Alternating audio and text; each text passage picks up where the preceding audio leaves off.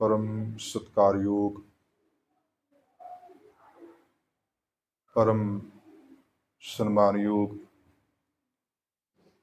चबर शबर तखत दे मालिक दो जहाना दे वाली ਸਰਬਤਰੇ कायनात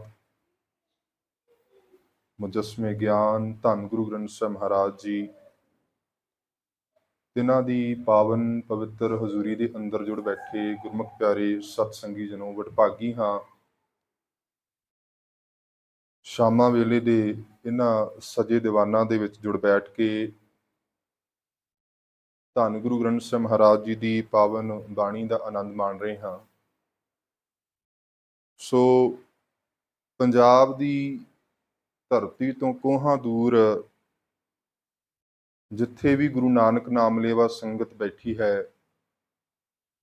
अपने गुरु नूं याद करने वास्ते सिख जिथे भी इकट्ठे हुंदे ने गुरुद्वारा स्थापित करते हैं। सो मैं अपने आप नूं सुभागा समझदा हाँ कि जिस स्थान ते तुसीं ये गुरु का स्थान स्थापित किया है इस स्थान दे उपर मैनू गुरु की गल गुरबाणी दी विचार जां गुरमत आप संगत दे नाल सांझी करन दा सुभागा समा प्राप्त होया है।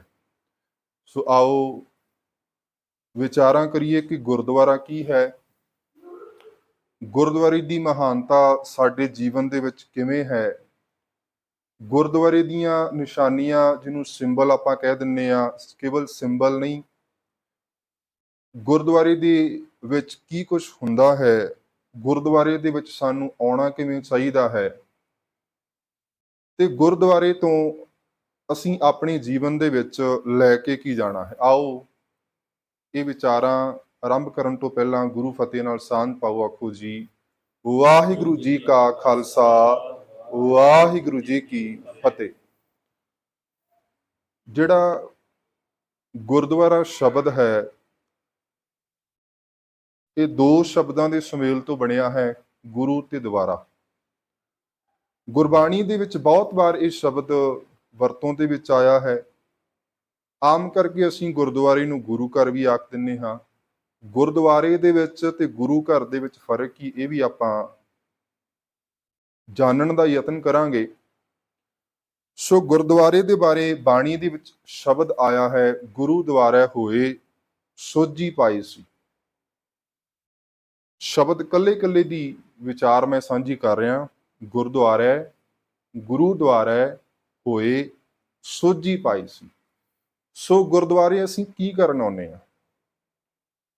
दुनिया दे विच बहुत धर्म ने, वड्डे दुनिया दे विच 8 धर्म मन्ने जांदे ने ते सिख दुनिया दे वड्डे इन्हां 8 धर्मां दे विचों एक ने। आम करके दो भागां दे विच इन्हां चीज़ां नूं वंडिया जांदा। एक है सैसडे रिलीजन आख दिंदे आपां, जिहनूं ज्यूस, क्रिश्चन ते मुस्लिम। और इसे तरीके नाल इंडियन रिलीजन ने, जिवें सब तो वड्डा हिंदू धर्म इंडिया दे विच जैनिज़म, बुद्धिज़म, फिर पारसी, सिख धर्म। सो दुनिया दे विच ये 8 धर्म प्रमुख मन्ने जांदे ने। सो आपां गल करदे हां गुरुद्वारे दी। गुरुद्वारे होण दे विच किवें आए। गुरु नानक साहब सच्चे पातशाह महाराज इस धरती ते प्रकाश लेंदे ने 1469 दे विच ते सतगुरु सच्चे पातशाह महाराज ने जिथे जिथे भी गए उत्थे उत्थे सतगुरु सच्चे पातशाह दे पावन स्थान बनते गए। असीं बाणी दे विचों एक शब्द पढ़दे हां, जिथे बाबा पैर धरै पूजा आसन थापन सोआ। भाई गुरदास जी ने ये शब्द वरते कि जिथे जिथे गुरु साहब ने अपने कदम धरे, सिखां ने अपने गुरुद्वारे तैयार किए।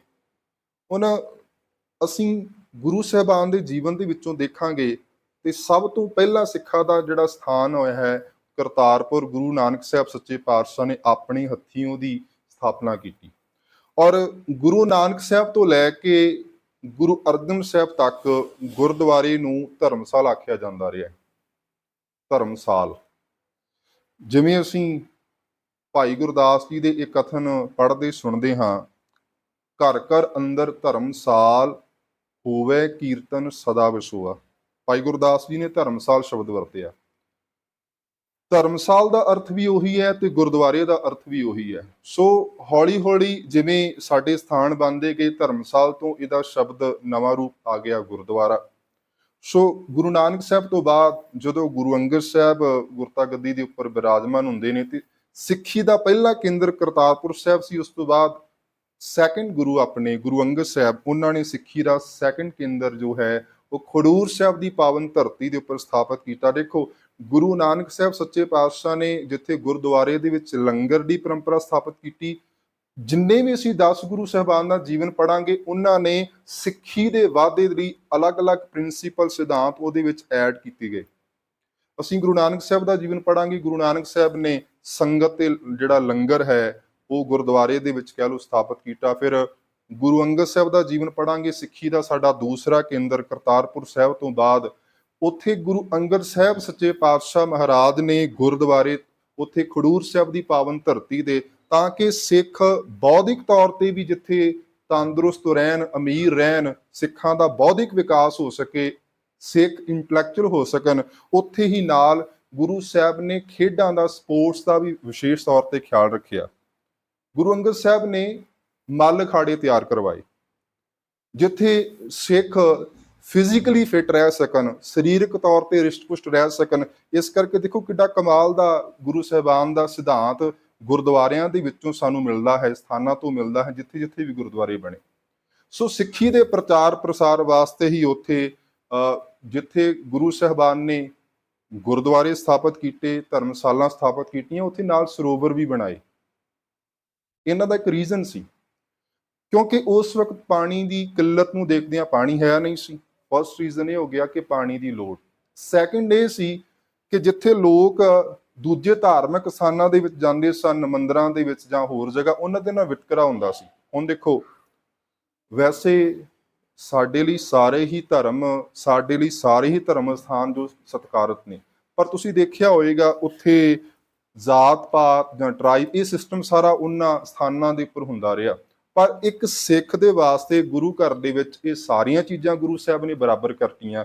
ਇੱਥੇ ਗੁਰੂ ਅਮਰਦਾਸ ਸਾਹਿਬ ਸੱਚੇ ਪਾਤਸ਼ਾਹ ਦੇ ਦਰਬਾਰ ਦੇ ਵਿੱਚ ਗੋਇੰਦਵਾਲ ਦੀ ਧਰਤੀ ਤੇ ਹਿੰਦੁਸਤਾਨ ਦਾ ਬਾਦਸ਼ਾਹ ਅਕਬਰ ਵੀ ਆਇਆ ਨਾ, ਤੇ ਉਹ ਵੀ ਉਹਨੇ ਕਿਹਾ ਵੀ ਨੰਗੇ ਪੈਰੀ ਆਇਆ ਉਹ, ਤੇ ਗੁਰੂ ਅਮਰਦਾਸ ਸਾਹਿਬ ਸੱਚੇ ਪਾਤਸ਼ਾਹ ਦੇ ਦਰਸ਼ਨ ਕੀਤੇ ਅਕਬਰ ਬਾਦਸ਼ਾਹ ਨੇ। ਤੇ ਗੁਰੂ ਅਮਰਦਾਸ ਸਾਹਿਬ ਸੱਚੇ ਪਾਤਸ਼ਾਹ ਨੇ ਇਹ ਸ਼ਬਦ ਆਖੇ ਸੀ ਵੀ ਜੇ ਮੇਰੇ ਦਰਸ਼ਨ ਕਰਨੇ ਆ, ਸਭ ਤੋਂ ਪਹਿਲੇ ਪੰਗਤ ਪਾਸ਼ੇ ਸੰਗਤ।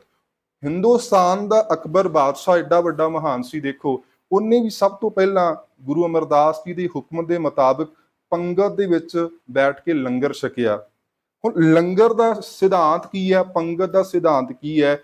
ਲੰਗਰ ਤੇ ਪੰਗਤ ਦਾ ਸਿਧਾਂਤ ਇਹ ਸੀ ਕਿ ਇੱਥੇ ਕੋਈ ਊਚ ਨੀਚ ਨਹੀਂ ਹੈ। ਇੱਥੇ ਅਮੀਰ ਤੇ ਗਰੀਬ, ਭਾਵੇਂ ਕੋਈ ਆਪਣੇ ਆਪ ਨੂੰ ਦੁਨਿਆਵੀ ਅਨੁਸਾਰ ਕੋਈ ਉੱਚੀ ਜਾਤ ਦਾ, ਕੋਈ ਨੀਵੀਂ ਜਾਤ ਦਾ, ਭਾਵੇਂ ਕੋਈ ਭਿਖਾਰੀ ਹੈ, ਭਾਵੇਂ ਕੋਈ ਰਾਜਾ, ਇੱਥੇ ਸਾਰੇ ਬਰਾਬਰ ਨੇ। ਸੋ ਗੁਰੂ ਅਮਰਦਾਸ ਸਾਹਿਬ ਸੱਚੇ ਪਾਤਸ਼ਾਹ ਦੇ ਸਮੇਂ ਪੰਗਤ ਤੇ ਸੰਗਤ ਦਾ ਸਿਧਾਂਤ ਸਾਹਮਣੇ ਆਇਆ। ਅਲੱਗ-ਅਲੱਗ, ਕਿਉਂਕਿ ਸਮਾਂ ਸੀਮਤ, ਆਪਾਂ ਸੀਮਤ ਸਮੇਂ ਦੇ ਵਿੱਚ ਵਿਚਾਰਾਂ ਕਰਨੀਆਂ ਨੇ। ਗੁਰੂ ਰਾਮਦਾਸ ਸਾਹਿਬ ਸੱਚੇ ਪਾਤਸ਼ਾਹ ਮਹਾਰਾਜ ਦੇ ਸਮੇਂ ਜੋ ਹੈ, ਅਸੀਂ ਦੇਖਦੇ ਹਾਂ ਦਰਬਾਰ ਸਾਹਿਬ ਦੀ ਸਥਾਪਨਾ ਹੋਈ ਹੈ ਅੰਮ੍ਰਿਤਸਰ ਦੀ ਪਾਵਨ। ਉੱਥੇ ਦੇਖੋ ਜਿਹੜੀਆਂ ਗੱਲਾਂ ਮੈਂ ਗੁਰਦੁਆਰੇ ਬਣੇ ਤੇ ਉਹਨਾਂ ਦੇ ਵਿੱਚ ਗੁਰੂ ਸਾਹਿਬਾਨ ਨੇ ਅਲੱਗ-ਅਲੱਗ ਚੀਜ਼ਾਂ ਐਡ ਕੀਤੀਆਂ। ਜਦੋਂ ਅੰਮ੍ਰਿਤਸਰ ਦੀ ਪਾਵਨ ਧਰਤੀ ਤੇ ਦਰਬਾਰ ਸਾਹਿਬ ਦੀ ਸਥਾਪਨਾ ਹੋਈ ਸੀ, ਉੱਥੇ ਕੇਵਲ ਇੱਕ ਗੁਰਦੁਆਰਾ ਨਹੀਂ ਬਣਿਆ, ਕੇਵਲ ਇੱਕ ਸਰੋਵਰ ਨਹੀਂ ਬਣਿਆ, ਉੱਥੇ ਫਾਈਨੈਂਸ਼ੀਅਲ ਤੌਰ ਤੇ, ਆਰਥਿਕ ਤੌਰ ਤੇ ਸਿੱਖਾਂ ਨੂੰ ਮਜ਼ਬੂਤ ਕਰਨ ਵਾਸਤੇ ਗੁਰੂ ਸਾਹਿਬ ਨੇ 52 ਕਿੱਤੇ, 52 ਵੱਖ-ਵੱਖ ਸਕਿੱਲ ਜਿਹੜੇ ਸੀਗੇ, 52 ਸਕਿੱਲ ਜਿਹੜੇ ਸੀ, ਉਸ ਜਿਹੜੀ ਦਰਬਾਰ ਸਾਹਿਬ ਦੀ ਪਾਵਨ ਧਰਤੀ ਦੇ ਉੱਪਰ ਉਹਨਾਂ ਲੋਕਾਂ ਨੂੰ ਵਸਾਇਆ ਗਿਆ। 52 ਵੱਖ-ਵੱਖ ਕਿੱਤੇ, ਕੋਈ ਤਰਖਾਣੀ ਦਾ ਕੰਮ ਕਰਦਾ ਸੀ, ਕੋਈ ਲੁਹਾਰ ਸੀ, ਕੋਈ ਸੁਨਿਆਰਾ ਸੀ। ਸੋ 52 ਵੱਖ-ਵੱਖ ਜਿਹੜੇ ਸਕਿੱਲ ਸੀ ਉਹਨਾਂ ਲੋਕਾਂ ਦੇ ਕੋਲ, ਤੇ ਗੁਰੂ ਸਾਹਿਬ ਨੇ ਉਹ ਸਥਾਪਿਤ ਕਰਵਾਏ। ਉੱਥੇ ਦੇਖੋ ਤੁਸੀਂ ਪੰਚਮ ਪਾਤਸ਼ਾਹ ਦੇ ਵੇਲੇ ਹੀ ਅੱਗੇ ਨਾਲ ਹੋਰ ਚੀਜ਼ਾਂ ਸਿੱਖੀ ਦੇ ਵਿੱਚ ਗੁਰੂ ਸਾਹਿਬ ਨੇ ਸਥਾਪਿਤ ਕੀਤੀਆਂ, ਐਡ ਕੀਤੀਆਂ। ਸਭ ਤੋਂ ਪਹਿਲਾ ਗੁਰੂ ਗ੍ਰੰਥ ਸਾਹਿਬ ਦਾ ਪ੍ਰਕਾਸ਼ ਜਿਹੜਾ ਹੈ ਹੋਇਆ, ਗੁਰੂ ਅਰਜਨ ਸਾਹਿਬ ਸੱਚੇ ਪਾਤਸ਼ਾਹ ਨੇ ਸੰਪਾਦਨਾ ਕੀਤੀ 1604 ਦੇ ਵਿੱਚ। ਬਾਬਾ ਬੁੱਢਾ ਜੀ ਪਹਿਲੇ ਗ੍ਰੰਥੀ ਜਿਹੜੇ ਥਾਪੇ ਗਏ ਤੇ ਉਹਨਾਂ ਨੇ ਹੁਕਮਨਾਮਾ ਲਿਆ। ਦਰਬਾਰ ਸਾਹਿਬ ਦੇ ਵਿੱਚ ਗੁਰੂ ਗ੍ਰੰਥ ਸਾਹਿਬ ਦਾ ਪ੍ਰਕਾਸ਼ ਹੋਇਆ। ਸੋ ਸਾਡੇ ਕੋਲ ਇਹ ਸਰੂਪ ਜਿਹੜਾ ਹੈ ਪਹਿਲੀ ਵਾਰ, ਕਿਉਂਕਿ ਵੱਖ-ਵੱਖ ਜਿਹੜੀਆਂ ਬਾਣੀਆਂ ਭਗਤਾਂ ਦੀਆਂ, ਗੁਰੂ ਸਾਹਿਬਾਨ ਦੀਆਂ ਸਾਰੀਆਂ ਅਲੱਗ-ਅਲੱਗ ਸੀ, ਤੇ ਗੁਰੂ ਸਾਹਿਬ ਨੇ ਉਹਨਾਂ ਸਾਰੀਆਂ ਬਾਣੀਆਂ ਨੂੰ ਇੱਕ ਥਾਂ ਇਕੱਤਰ ਕਰਕੇ ਇਹਨੂੰ ਪੋਥੀ ਸਾਹਿਬ ਦਾ ਨਾਮ ਦਿੱਤਾ ਗਿਆ। ਗੁਰਬਾਣੀ ਸ਼ਬਦ ਆਇਆ ਪੋਥੀ ਪਰਮੇਸ਼ਰ ਕਾ ਥਾਨ। ਕੀ ਨਾਮ ਆਇਆ? ਪੋਥੀ ਸਾਹਿਬ। ਸੋ ਇਹਨੂੰ ਅਸੀਂ ਆਦਿ ਗ੍ਰੰਥ ਵੀ ਕਹਿ ਦਿੰਨੇ ਆ। ਮੈਂ ਗੱਲ ਕਰ ਰਿਹਾ ਸੀ ਕਿ 10 ਗੁਰੂ ਸਾਹਿਬਾਨ ਨੇ ਕਿੱਡਾ ਵੱਡਾ ਫਲਸਫਾ ਦਿੱਤਾ ਹੈ। ਗੁਰੂ ਨਾਨਕ ਸਾਹਿਬ ਨੇ, ਗੁਰੂ ਅੰਗਦ ਸਾਹਿਬ ਨੇ, 10 ਗੁਰੂ ਸਾਹਿਬਾਨ ਦਾ ਜੀਵਨ ਪੜ੍ਹ ਕੇ ਦੇਖੋਗੇ। 6ਵੇਂ ਪਾਤਸ਼ਾਹ ਦੇ ਸਮੇਂ ਅਕਾਲ ਤਖਤ ਦੀ ਸਿਰਜਣਾ ਹੋਈ। ਹੁਣ ਗੁਰਦੁਆਰਾ ਤੇ ਤਖਤ ਇਹ ਵੀ ਇੱਕ ਹਿੱਸਾ ਨਹੀਂ ਸਿੱਖੀ ਦਾ।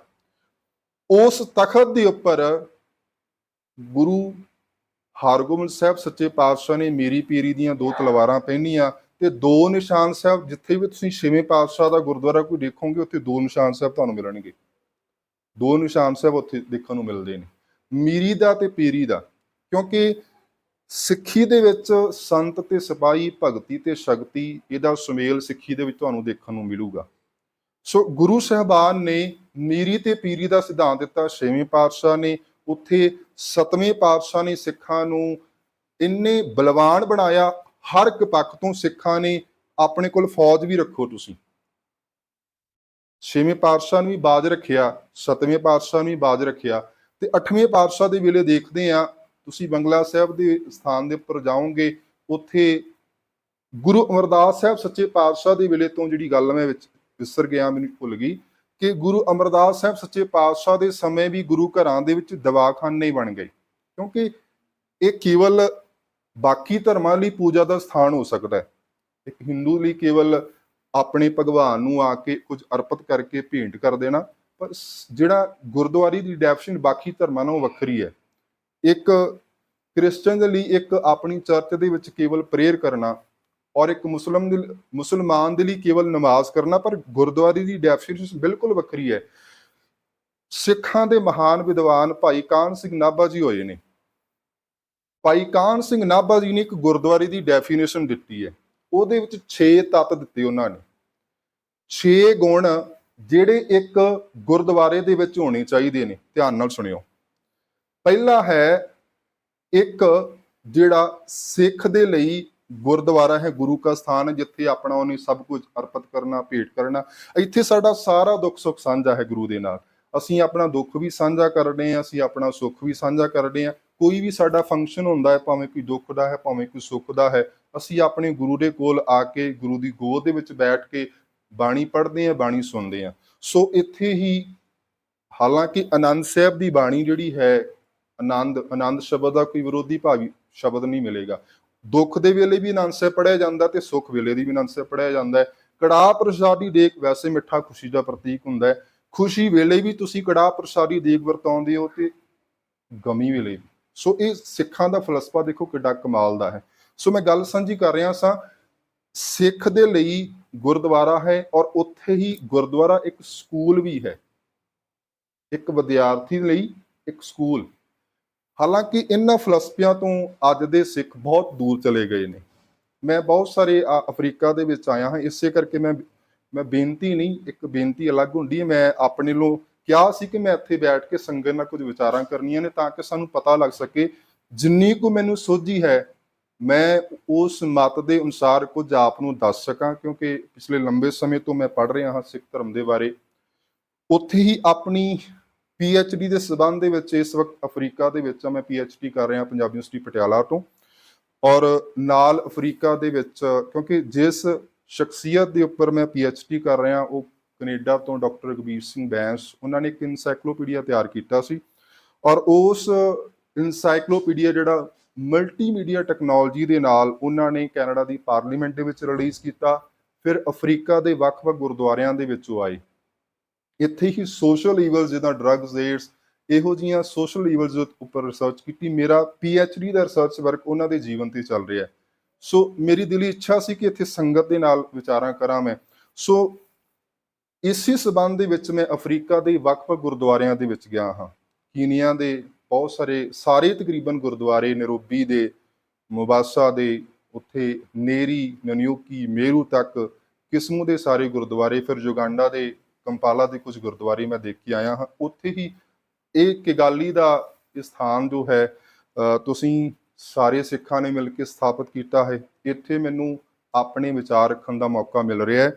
ਸੋ ਮੈਂ ਵਿਚਾਰ ਸਾਂਝੇ ਕਰ ਰਿਹਾ ਸੀ ਭਾਈ ਕਿ ਗੁਰਦੁਆਰਾ ਕੇਵਲ ਇੱਕ ਪੂਜਾ ਦਾ ਸਥਾਨ ਨਹੀਂ ਹੈ। ਮਤ ਸੋਚਣਾ ਵੀ ਇੱਥੇ ਮੱਥਾ ਟੇਕਿਆ, ਰੁਮਾਲਾ ਚੜ੍ਹਾ ਲਿਆ, ਆਪਣੀ ਖੁਸ਼ੀ ਗਮੀ ਦੇ ਪ੍ਰੋਗਰਾਮ ਕਰ ਲਏ, ਗੁਰਦੁਆਰਾ ਇੱਥੋਂ ਤੱਕ ਨਹੀਂ। ਸਿੱਖ ਦੇ ਲਈ ਗੁਰਦੁਆਰਾ ਇੱਕ ਸਕੂਲ ਵੀ ਹੈ, ਇੱਕ ਆਪਣੀ ਪ੍ਰੇਅਰ ਦਾ ਸਾਧਨ ਵੀ ਹੈ। ਉੱਥੇ ਹੀ ਸ਼ਬਦ ਆਖੇ ਕਿ ਗੁਰਦੁਆਰਾ ਇੱਕ ਹਸਪੀਟਲ ਵੀ ਹੈ। ਗੁਰਦੁਆਰਾ ਇੱਕ ਹਸਪੀਟਲ ਵੀ, ਜਿੱਥੇ ਕੋਈ ਲੋੜਵੰਦ ਆਵੇ ਉਹਦਾ ਬਿਮਾਰ ਦਾ ਇਲਾਜ ਹੋ ਸਕੇ। ਗੁਰਦੁਆਰਾ ਇੱਕ ਕਿਲਾ ਵੀ ਹੈ। ਜਿਵੇਂ ਕਿ ਔਰਤਾਂ ਆਪਣੀ ਜਿਹੜੀ ਹੈ ਸੁਰੱਖਿਅਤ ਸਭ ਤੋਂ ਸਥਾਨ, ਭਾਈ ਕਾਹਨ ਸਿੰਘ ਨਾਭਾ ਜੀ ਨੇ ਆਖਿਆ, ਇੱਕ ਔਰਤ ਵਾਸਤੇ ਸੁਰੱਖਿਅਤ ਸਥਾਨ ਇੱਕ ਕਿਲੇ ਦੀ ਤਰ੍ਹਾਂ ਗੁਰਦੁਆਰਾ ਹੈ। ਦਵਾਖਾਨਾ ਵੀ ਹੋ ਗਿਆ, ਸਕੂਲ ਵੀ ਹੋ ਗਿਆ, ਸਿੱਖ ਲਈ ਆਪਣੀ ਗੁਰੂ ਦੇ ਅੱਗੇ ਭੇਂਟ ਕਰਨ ਦਾ ਸਥਾਨ ਵੀ ਹੋ ਗਿਆ। ਸੋ ਇਹ ਸਾਰੀਆਂ ਚੀਜ਼ਾਂ ਭਾਈ ਕਾਹਨ ਸਿੰਘ ਨਾਭਾ ਨੇ ਗੁਰਦੁਆਰੇ ਦੀ ਡੈਫੀਨੇਸ਼ਨ ਦੇ ਵਿੱਚ ਦੱਸੀਆਂ। ਗੁਰਦੁਆਰੇ ਦੀਆਂ 5 ਨਿਸ਼ਾਨੀਆਂ ਨੇ, ਧਿਆਨ ਨਾਲ ਸੁਣਿਓ।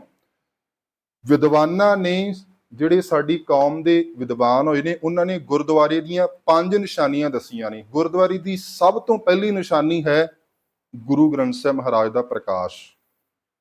ਦੂਜੀ ਜਿਹੜੀ ਨਿਸ਼ਾਨੀ ਗੁਰਦੁਆਰਾ ਸਾਹਿਬ ਦੀ ਦੱਸੀ ਗਈ ਵਿਦਵਾਨਾਂ ਦੇ ਵੱਲ, ਉਹ ਹੈ ਨਿਸ਼ਾਨ ਸਾਹਿਬ। ਜਿੱਥੇ ਵੀ ਗੁਰੂ ਨਾਨਕ ਨਾਮ ਲੇਵਾ ਸਿੱਖ ਵਸਦੇ ਨੇ, ਉੱਥੇ ਤੁਹਾਨੂੰ ਗੁਰੂ ਕੇ ਸਿੱਖਾਂ ਦੇ ਨਿਸ਼ਾਨ ਸਾਹਿਬ ਦੇਖਣ ਨੂੰ ਮਿਲਣਗੇ। ਭਾਵੇਂ ਕੋਈ ਯੂਰਪ ਹੈ, ਭਾਵੇਂ ਕੈਨੇਡਾ, ਅਮਰੀਕਾ, ਭਾਵੇਂ ਅਰਬ ਦੀਆਂ ਕੰਟਰੀਆਂ ਹੋਣ, ਉੱਥੇ ਵੀ ਤੁਹਾਨੂੰ ਗੁਰੂ ਕੇ ਸਥਾਨ, ਜਿੱਥੇ ਵੀ ਸਿੱਖ ਇਕੱਠੇ ਹੁੰਦੇ ਨੇ, ਸਿੱਖਾਂ ਨੇ ਆਪਣੇ ਗੁਰਦੁਆਰੇ ਸਥਾਪਿਤ ਕੀਤੇ, ਗੁਰੂ ਗ੍ਰੰਥ ਸਾਹਿਬ ਦਾ ਪ੍ਰਕਾਸ਼ ਕੀਤਾ। ਦੂਜੀ ਨਿਸ਼ਾਨੀ ਨਿਸ਼ਾਨ ਸਾਹਿਬ, ਔਰ ਤੀਜੀ ਨਿਸ਼ਾਨੀ ਤੁਸੀਂ ਸੰਗਤ ਹੋ। ਕਈ ਵਾਰ ਅਸੀਂ ਕਹਿ ਦਿੰਦੇ ਹਾਂ ਵੀ ਗੁਰਦੁਆਰੇ ਸੰਗਤ ਨਹੀਂ ਹੈ ਜੀ। ਸੰਗਤ ਗੁਰਬਾਣੀ ਦੇ ਵਿੱਚ ਜਾਂ ਵਿਦਵਾਨਾਂ ਨੇ ਕਿਹਾ ਕਿ ਸੰਗਤ ਕਿਸੇ ਇਕੱਠ ਦਾ ਨਾਮ ਨਹੀਂ। ਇੱਕ ਸਿੱਖ ਵੀ ਭੈ ਭਾਵਨੀ ਦੇ ਨਾਲ ਗੁਰੂ ਦੇ ਕੋਲ ਆ ਜਾਵੇ, ਉਹ ਵੀ ਸੰਗਤ ਹੈ। ਗੁਰੂ ਤੇ ਸਿੱਖ ਦੋਨਾਂ ਦਾ ਸੁਮੇਲ ਹੈ ਸੰਗਤ। ਔਰ ਤੀਜੀ ਨਿਸ਼ਾਨੀ ਸੀ ਸਾਂਝੀ ਕੀਤੀ ਸੰਗਤ। ਚੌਥੀ ਨਿਸ਼ਾਨੀ ਵਿਦਵਾਨਾਂ ਨੇ ਦੱਸੀ ਪੰਗਤ। ਪੰਗਤ ਦਾ ਅਰਥ ਹੈ ਜਿੱਥੇ ਲੰਗਰ ਚੱਲੇ, ਉਹ ਕੀ ਹੈ? ਗੁਰਦੁਆਰਾ। ਪੰਜਵੀਂ ਨਿਸ਼ਾਨੀ ਵਿਦਵਾਨਾਂ ਨੇ ਦੱਸੀ ਹੈ ਨਗਾਰਾ। ਇਹ 5 ਨਿਸ਼ਾਨੀਆਂ ਗੁਰਦੁਆਰੇ ਦੀਆਂ ਹਨ: ਗੁਰੂ ਗ੍ਰੰਥ ਸਾਹਿਬ, ਨਿਸ਼ਾਨ ਸਾਹਿਬ, ਸੰਗਤ, ਲੰਗਰ ਤੇ ਪੰਜਵਾਂ ਹੈ ਨਗਾਰਾ। ਜਦੋਂ ਲੋੜ ਪੈਣ ਤੇ, ਕਿਉਂਕਿ ਨਗਾਰਾ ਵੀ ਚੜ੍ਹਦੀ ਕਲਾ ਦਾ ਪ੍ਰਤੀਕ ਹੈ, ਅਰਦਾਸ ਵੇਲੇ ਨਗਾਰਾ ਜਿਹੜਾ ਹੈ ਵਜਾਇਆ ਜਾਵੇ, ਚੜ੍ਹਦੀ ਕਲਾ ਦਾ ਪ੍ਰਤੀਕ। ਉਸ ਕਰਕੇ ਵਿਦਵਾਨਾਂ ਨੇ 5 ਨਿਸ਼ਾਨੀਆਂ ਗੁਰਦੁਆਰੇ ਦੀਆਂ ਦੱਸੀਆਂ ਨੇ। ਸੋ ਗੁਰਦੁਆਰੇ ਕੇਵਲ ਪੂਜਾ ਦਾ ਅਸਥਾਨ ਨਹੀਂ, ਗੁਰਦੁਆਰੇ ਸਾਡੇ ਵਾਸਤੇ ਇਹ ਸਾਰਾ ਕੁਝ ਨਹੀਂ। ਔਰ ਇਸ ਕਰਕੇ ਇਸ ਸਾਰੇ ਫਲਸਫੇ ਨੂੰ ਅਸੀਂ ਸਮਝ ਸਕੀਏ, ਕਿਉਂਕਿ ਕਈ ਵਾਰ ਅਸੀਂ ਰਲ ਮਿਲ ਕੇ ਗੁਰਦੁਆਰਾ ਤਾਂ ਬਣਾ ਲੈਂਦੇ ਹਾਂ, ਗੁਰਦੁਆਰੇ ਨੂੰ ਚਲਾਉਣਾ ਬਹੁਤ ਔਖਾ ਹੈ। ਗੁਰਦੁਆਰੇ ਦਾ ਪ੍ਰਬੰਧ ਚਲਾਉਣਾ ਬਹੁਤ ਔਖਾ ਹੈ। ਕਿਉਂਕਿ ਇੱਕ ਪੰਜਾਬ ਦੀ ਧਰਤੀ ਹੈ, ਇੱਕ ਅਸੀਂ ਦੂਸਰੀ ਕਿਸੇ ਧਰਤੀ ਤੇ ਰਹਿ ਰਹੇ ਹਾਂ। ਇੱਥੇ ਪ੍ਰਬੰਧ ਵੀ ਸਰਕਾਰਾਂ ਦੇ ਵੱਲੋਂ ਆਪਣਾ ਹੈ, ਸਾਨੂੰ ਉਹਦੇ ਅਧੀਨ ਸਾਰਾ ਕੁਝ ਆਪਣਾ ਕਰਨਾ ਪੈਂਦਾ ਹੈ। ਸੋ ਇਸ ਕਰਕੇ ਬਹੁਤ ਸਾਰੇ ਗੁਰਦੁਆਰੇ ਬਣਦੇ ਵੀ ਨਹੀਂ ਤੇ ਬੰਦ ਵੀ ਹੋ ਜਾਂਦੇ ਨੇ। ਸੋ ਇਸ ਕਰਕੇ ਅਸੀਂ ਕੋਈ ਪਲੈਨਿੰਗ ਕਰ ਸਕੀਏ। ਮੈਂ ਇੱਥੋਂ ਹੀ ਆਪਣੀ ਵਿਚਾਰ ਜਿਹੜੀ ਹੈ ਪੂਰੇ ਅਫਰੀਕਾ ਦੇ ਸਿੱਖਾਂ ਤੱਕ ਆਪਣਾ ਇੱਕ ਮੈਸੇਜ ਵੀ ਸਾਂਝਾ ਕਰਨਾ ਚਾਹੁੰਦਾ ਕਿ ਆ ਜਿੰਨੀ ਵੀ ਸਾਡੀ ਰਵਾਂਡਾ ਦੀ ਕਿਗਾਲੀ ਦੀ ਸੰਗਤ ਹੈ, ਸਾਰੇ ਅਫਰੀਕਾ ਦੇ ਸਿੱਖ ਇਹਨਾਂ ਦਾ ਸਹਿਯੋਗ ਦਿਓ।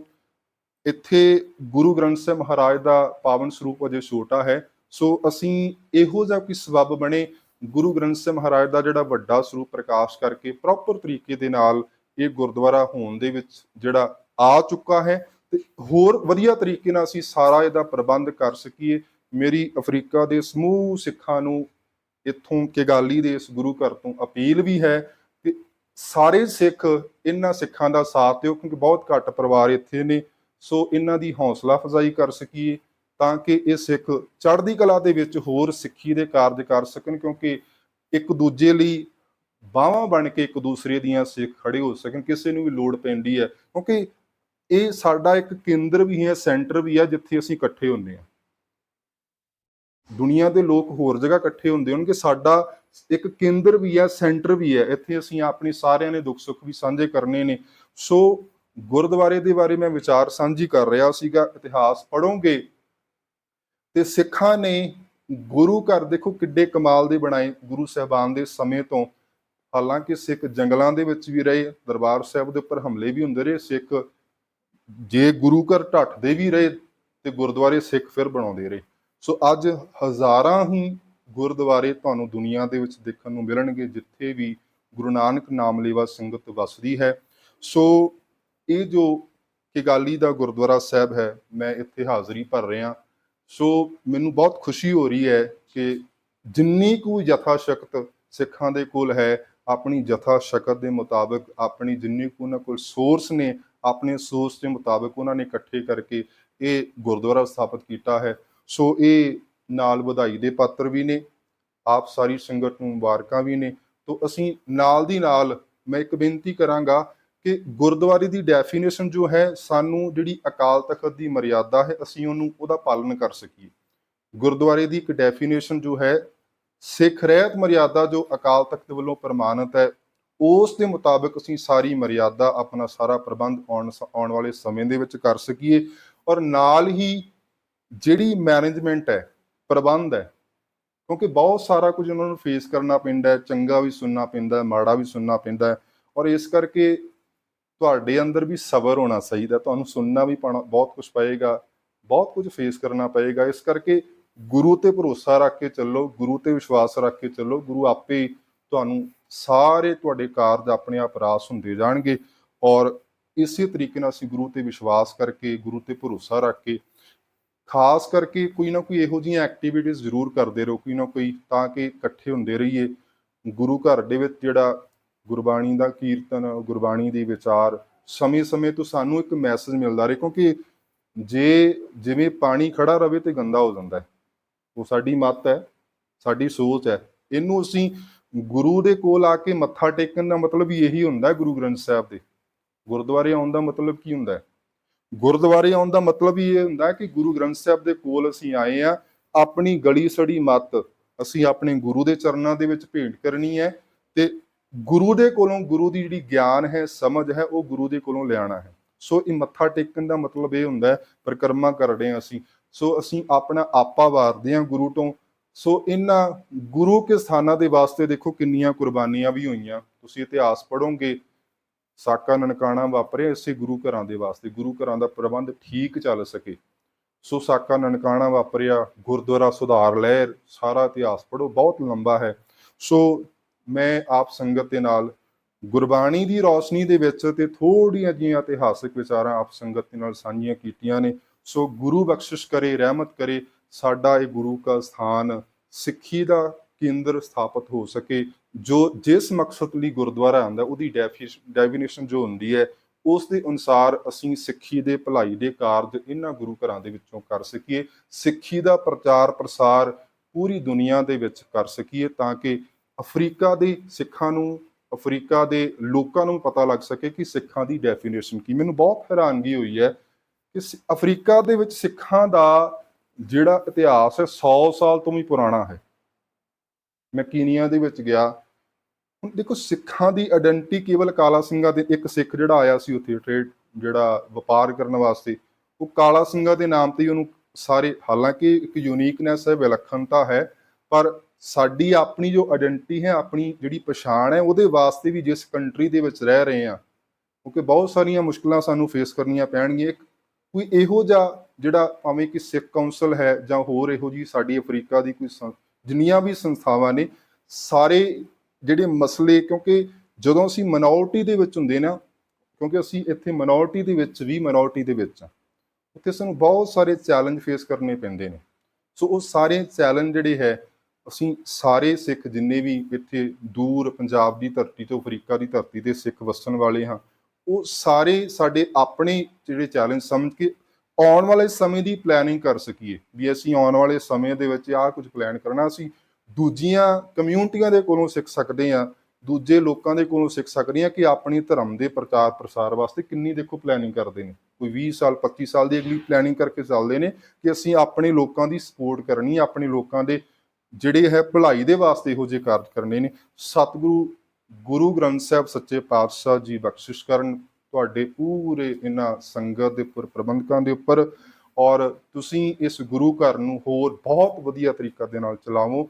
ਸਤਿਗੁਰੂ ਸੱਚੇ ਪਾਤਸ਼ਾਹ ਮਹਾਰਾਜ ਤੁਹਾਨੂੰ ਸਾਰਿਆਂ ਨੂੰ ਅਸੀਸਾਂ ਦੇਣ। ਆਪ ਸਾਰੀ ਸੰਗਤ ਨੂੰ ਵਧਾਈ, ਔਰ ਮੇਰੇ ਕੋਲੋਂ ਬੋਲਦਿਆਂ ਹੋਈਆਂ ਬੇਅੰਤ ਪ੍ਰਕਾਰ ਦੀਆਂ ਭੁੱਲਾਂ ਦੀ ਖਿਮਾ। ਆਓ ਇੱਕ ਵਾਰ ਫਿਰ ਗੁਰੂ ਫਤਿਹ ਪ੍ਰਵਾਨ ਕਰੋ। ਆਖੋ ਜੀ ਵਾਹਿਗੁਰੂ ਜੀ ਕਾ ਖਾਲਸਾ, ਵਾਹਿਗੁਰੂ ਜੀ ਕੀ ਫਤਿਹ।